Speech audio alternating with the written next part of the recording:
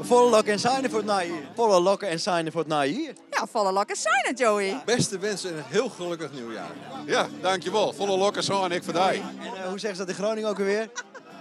Veel huilen en zegen.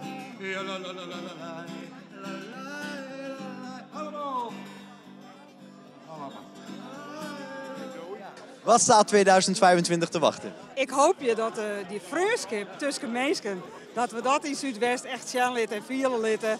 In grote dingen, maar ook in hele lietse gebaren. En dat zou heel mooi wezen, omdat het is zo onrustig in de wereld. En ik wil zo graag dat wij die verhudding in Zuidwest-Friesland zien gaan en een beetje aardig voor elkaar binnen.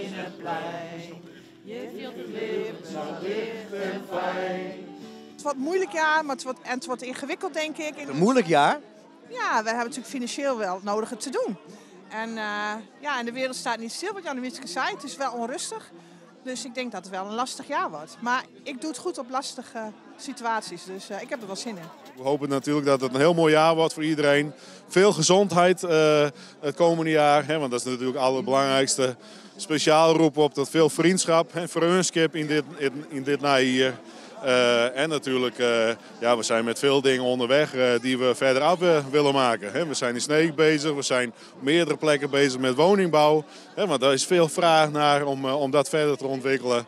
Nou, en dat willen wij ook doen. Dus, en ondertussen de basis ook op orde houden natuurlijk. De zwembaden open, de gymzalen, de scholen. Want daar zijn we ook mee bezig. En hoe zit het met de persoonlijke goede voornemens? Ik wil in elk geval proberen om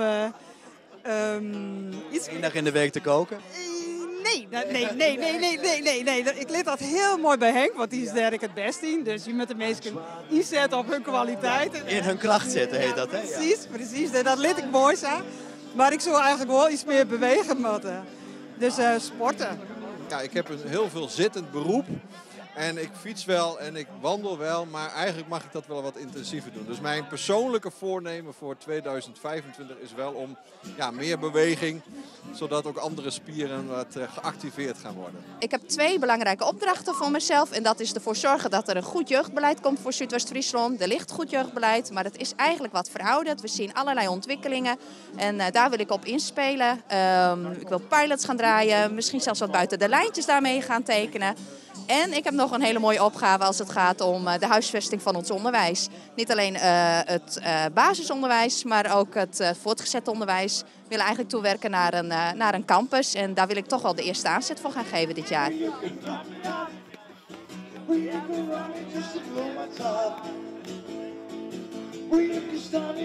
Ik vind het wel heel belangrijk om goed in mijn veld te zitten. En dat wees ik eigenlijk iedereen en ik daar. En wat staat het zakelijk voor jou te wachten? Ja, het ziekenhuis natuurlijk. Hè? Dat is wel jouw grootste... Jij bent al lang aan de lobby. Wat moet daar... Is daar hoop of is er nog helemaal geen sprake? Jan de Wietske zei, er is geen sprake van vertrek. Ik wil dat woord absoluut niet in de mond nemen. Ja, dat ben ik met Jan de Wietske eens. Wij zeggen het beste streekziekenhuis van de toekomst, dat is er al. En dat staat in Sneek. En dat is wat we ook het komende jaar gewoon stevig neer gaan zetten. Ja. We moeten gewoon blijven versnellen en energie houden op de woningen. Want dat hoor ik ook weer hier in Arem voor de jongeren en voor de ouderen. We willen graag de leefbaarheid in onze wijken, steden en dorpen versterken. En daar hoort ook die woningbouw bij. Dus ook dat is voor mij nog steeds een belangrijk onderwerp. En als die woningen dan eenmaal gebouwd zijn, hoe kunnen we er dan voor zorgen dat die jongeren die woningen kunnen betalen? Of moeten ze nu alvast beginnen met sparen? Nou, ik zou altijd al beginnen met sparen. Want die 5 jongens die wij thuis hebben, zeggen we ook al. Ik moest ook sparen, dus jullie gaan ook sparen. Maar ook nadenken van wat voor type woningen bouwen wij. Ik vond een heel mooi voorbeeld in Raart. Het dorp van de burgemeester toevallig. Maar daar hebben we nu net 9 woningen toegevoegd die onder de €200.000 zijn gebouwd. Ja, en dat vind ik mooie voorbeelden. Dat ook de markt echt wel nadenkt over hoe kunnen we nou betaalbare woningen realiseren voor die jonge doelgroep die vanuit een huurhuis naar een koophuis gaat.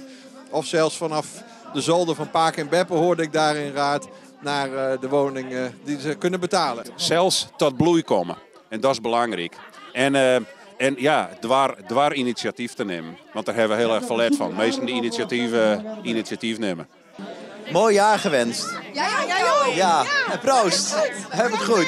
We doen even zo. Ja. En ik het uit. Beste wensen. Nou, kan niet meer kapot. Bedankt voor het kijken.